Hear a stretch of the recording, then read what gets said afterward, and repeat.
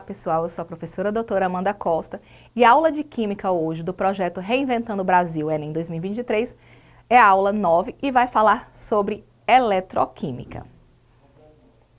Bom, o que precisamos saber sobre a eletroquímica? Gente, a eletroquímica ela é muito importante, principalmente no setor das indústrias, tá? A gente vai ver aqui o quê? Que a eletroquímica ela é o estudo das reações químicas que produzem corrente elétrica ou são produzidas pela corrente elétrica. Ou seja, um dos fatores mais importantes na eletroquímica e principalmente na indústria é a questão da energia elétrica, da eletricidade. Então, é a eletricidade ela que vai ser o catalisador de muitas reações químicas. Então, a gente tem como exemplo aqui uma indústria que produz hidrogênio, no qual a gente vê que necessita de eletricidade para poder ocorrer essa produção de hidrogênio. E para a gente entender como isso acontece, como é que a eletricidade, como é que essa energia elétrica, ela atua nas reações químicas, é importante a gente entender o conceito de oxirredução. Nas reações de oxirredução, o que acontece? Você tem, um exemplo aqui do NaCl, você tem o cátion de sódio, né? E quando ele faz uma ligação iônica, ele faz o quê? Ele faz uma transferência de elétrons, no caso aqui, para o ânion de cloro, produzindo assim o cátion Na+, e o ânion Cl-. Então, o que acontece? Oxidação é a perda de elétrons. Então, no caso aqui, o átomo de sódio, ele sofreu oxidação, ou seja, ele perdeu um elétron. Já o átomo de cloro, ele sofreu uma redução, ou seja, ele ganhou um elétron, que esse elétron foi proveniente do sódio. E essa reação de oxirredução é quando há transferência desses elétrons, ou seja, você teve um átomo se oxidando e o outro se reduzindo. Então, ocorreu essa transferência de elétrons. Já o oxidante é o elemento ou substância que provoca oxidações, ou seja, ele próprio irá reduzir. Então, você tem esses conceitos aqui que é muito importante que vocês entendam esse conceito, tá? Para que não se confundam e possa, assim, melhor entender esse tipo de reação. E você tem o chamado redutor, então, agente redutor, que é o elemento ou substância que provoca redução. Ele próprio irá oxidar-se, ou seja, então, quem sofre oxidação, no caso do cloro, ele é chamado agente redutor, e no caso, quem sofre a redução, que ganha o elétron, ele é o agente oxidante. Uma coisa importante também é que os elementos químicos, eles naturalmente já têm os chamados seus potenciais de oxidação, ou seja, eles já têm os valores quando eles sofrem essa perda de elétron, quando eles sofrem oxidação, que eles sofrem essa perda de elétron, normalmente você já tem isso já tabelado, que tem essa tabela de potenciais de oxidação. Então, você tem uma chamada semi-reação. Por quê? Porque ela não está a reação completa. Ela está simplesmente mostrando a reação no qual o elemento, né, no caso aqui a gente tem os átomos, eles perdem esses elétrons. Então, o que acontece? Você tem aqui formação, no caso da equação de semi-reação, você tem aqui o átomo de lítio, tá? E quando ele ganha um elétron, na verdade é que ele ganha o elétron, ele sofrendo essa oxidação, que é o ganho de elétrons, ele se transforma no átomo de lítio. No caso aqui do potássio, quando ele ganha também um elétron, se formando e assim sucessivamente. Então, o que é uma coisa interessante que a gente pode notar? Isso aqui é semelhante àquela fila de reatividade que nós vimos numa aula anterior, no qual você tem que os elementos mais eletropositivos, ou seja, que mais têm tendência a perder elétron, mais têm tendência a sofrer oxidação, eles têm valores maiores de potencial de oxidação. Então, você tem aqui mais em cima os metais alcalinos, né? Os da família 1. Vocês têm aqui os metais alcalinos terrosos, que são aqui da família 2. E você tem aqui os metais em geral. E aqui mais embaixo você tem os metais nobres. Então, o que acontece? Quando você aumenta daqui para cá, você tem o quê? Você cresce o caráter oxidante. Quando você tem essa tendência aqui, você também cresce a tendência de sofrer redução. Já em contrapartida, ó, quando você cresce essa tendência aqui é de sofrer oxidação, né, a perda. E quando você tem daqui para cá também cresce o caráter redutor. Então, isso aqui reforça também a importância da tabela periódica e entender a fila de reatividade, no caso aqui, dos elementos que formam cátions. Então, quando você tem uma reação de oxidação, quando ela ocorre de forma espontânea, ela é o mesmo exemplo do que ocorre nas chamadas pilhas. Então, a pilha famosa, chamada a pilha de Daniel, ela funciona com base numa reação de oxirredução. Então, esse modelo ele é famoso porque ele fala justamente da interação do zinco, do átomo de zinco com o íon de cobre. No caso aqui, o que vai acontecer? O átomo de zinco, ele vai sofrer ele vai doar, na verdade, né? Ele vai doar os elétrons para o átomo de cobre. Então, o que vai acontecer aqui? O zinco, tá? Ele vai sofrer oxidação, já que ele é o redutor. Por quê? Porque ele perde os seus elétrons. E o cobre, que é o oxidante, ele vai fazer o quê? Ele vai ganhar esses elétrons que são originários do zinco. Então, você tem aqui que o zinco, ele sofreu oxidação, então ele é o agente redutor. E você tem aqui o cobre, que ele, no caso aqui, ele sofreu a redução, porque ele ganhou esses elétrons, tá? Então, o que acontece? Se a gente inverte essa equação, tá? Invertendo a primeira equação, que é essa equação aqui, você tem o zinco, tá? Que ele está aqui liberando esses elétrons. Então, você tem, no caso, aquela equação lá da tabela dos potenciais de oxidação. Quando você inverte aquela equação, você tem o quê? Que o potencial redutor é igual a mais 0,76, tá? Esse valor, lembrando que esse valor é tabelado lá da tabela dos potenciais de oxidação. Agora, quando você mantém a equação, na equação lá da tabela de oxidação, você tem o quê? O cobre ele ganhando elétrons e o potencial dele é de mais 0,34. Então, quando você tem essa reação aqui, que você acaba por calcular essa reação total, você tem o quê? Uma variação de potencial entre o oxidante e o redutor. Então, você tem aqui esse valor de potencial, que é o valor de potencial dessa pilha. Fazendo uma ilustração da pilha de Daniel, o que acontece? Você tem aqui, ilustrando essa pilha, você tem aqui uma solução, tá? No qual, desse lado aqui, você tem uma solução de sulfato de cobre. E essa solução de sulfato, você tem uma solução de sulfato de zinco, perdão, tá? Onde você tem aqui o eletrodo de zinco imerso. Esse eletrodo de zinco, já que ele vai perdendo os seus elétrons, ele deixa de sair do estado sólido para o estado aquoso, passando de zinco sólido aqui para o íon de zinco, então ele vai se degradando.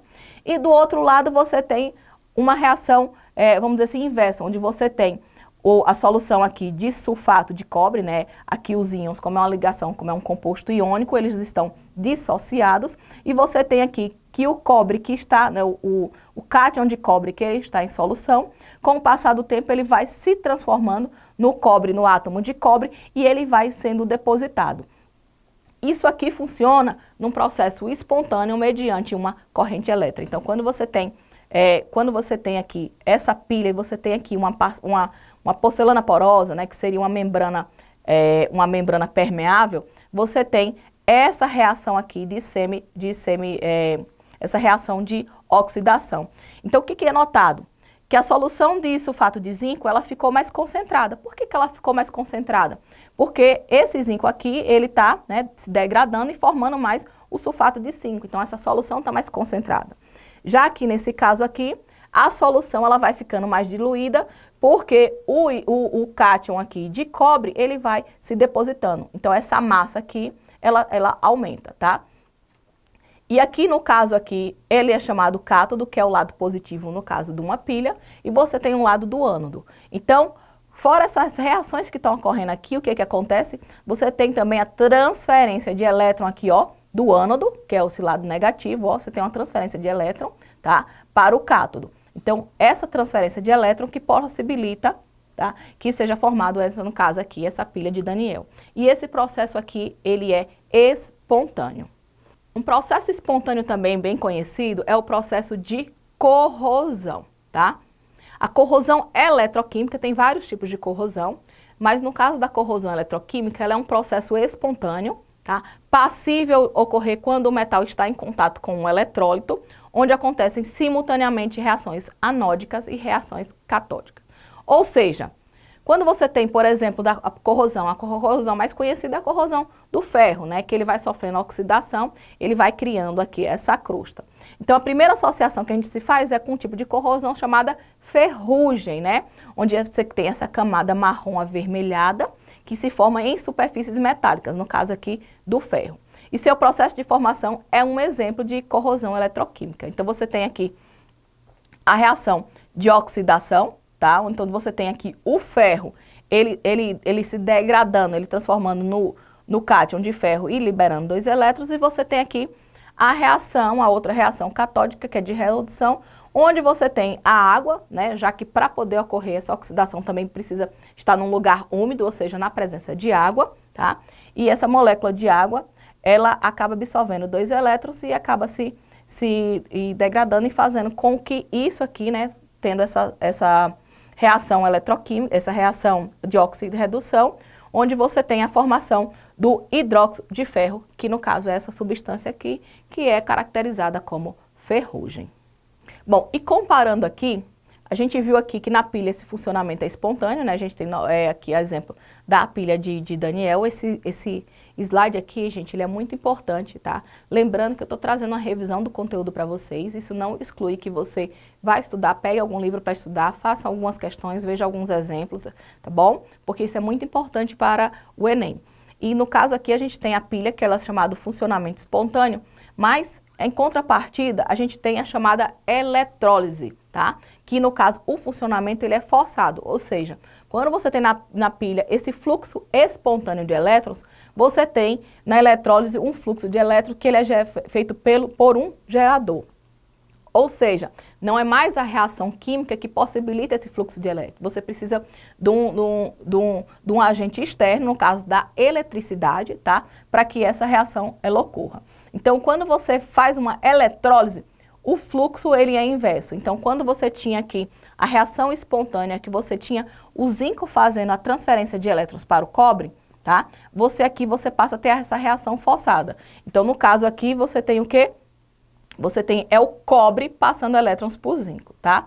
Então, o que vai acontecer? É muito importante também o quê?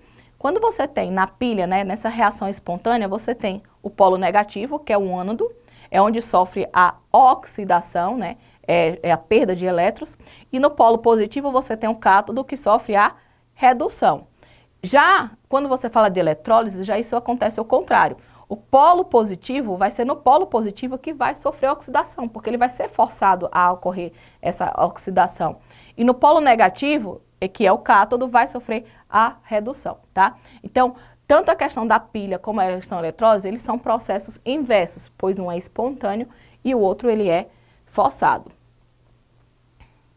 E o melhor exemplo que acontece muito nas indústrias da eletrólise, tá, é a chamada galvanoplastia ou eletrodeposição. A galvanoplastia ela é uma técnica que permite dar um revestimento metálico a uma peça, colocando a tal metal como polo negativo de um circuito de eletrólise. Então, gente, isso aqui é muito utilizado na indústria, principalmente quando você banha determinados elementos, tipo banho a ouro, ou banho de prata, ou de outros, até o próprio para fazer um revestimento mais duradouro. Isso é esse processo aqui chamado galvanoplastia ou eletrodeposição, tá? Então, peguei um exemplo aqui do que acontece quando se banha determinadas joias de ouro. Então, vamos pegar um exemplo aqui que você tem um anel de alumínio. Então, lembrando que quando você fala de eletrólise, você tem uma reação forçada, ou seja, você vai precisar adicionar, no caso aqui, eletricidade para poder fazer com que essa reação, para forçar com que essa reação ocorra. Então, o que vai acontecer aqui? Você vai ter um exemplo, uma placa de ouro, tá? Que ela que vai ser a fonte, no caso aqui, a fonte aqui do ouro, e você tem aqui um exemplo, um anel de alumínio, você vai fazer uma forçação, tá? O fluxo de elétrons aqui, você vai adicionar eletricidade. Então, vai acontecer o quê? Esses elétrons, eles vão migrar, tá? No caso aqui, da placa de ouro, para essa placa de alumínio, ok? Então, você tem aqui uma solução, um exemplo de nitrato de ouro. Então, quando você força para essa reação de oxidação ela acontecer, essa solução de nitrato de ouro presente aqui, ela vai fazer o quê? O nitrato, ele vai permanecer na solução e o cátion de ouro, tá, dessa solução, ele vai começar a se depositar aqui nesse anel de alumínio, onde é o cátodo. Então, o anel de alumínio, ele quer se revestir de ouro. Então, à medida que essa reação vai acontecendo, tá, você vai tendo esse ouro sendo liberado para essa solução, e esse ouro que tem sido liberado para a solução, ele vai, com essa reação, se depositando nesse anel de alumínio. Então, ao passar a corrente elétrica pelo sistema, no ânodo, a oxidação do ouro, ou seja, e o cátion ao 3+, ele é formado, né, liberando 3 elétrons. Isso aqui vai acontecer aqui no caso aqui no ânodo, tá? Que é onde tem a placa de ouro. Já por outro lado, quando você tem o cátodo, o que vai acontecer? Vai acontecer a redução do cátion de ouro e a deposição do ouro metálico, formando nessa redução sobre um anel. Então, você tem aqui, ó, que aqui vai acontecer a redução e esse ouro que antes estava na solução, ele vai se depositar no anel, fazendo assim um revestimento sobre esse anel. Então, gente, agora eu encerro essa aula 9 aqui com relação à eletroquímica e eu aguardo vocês para a próxima aula.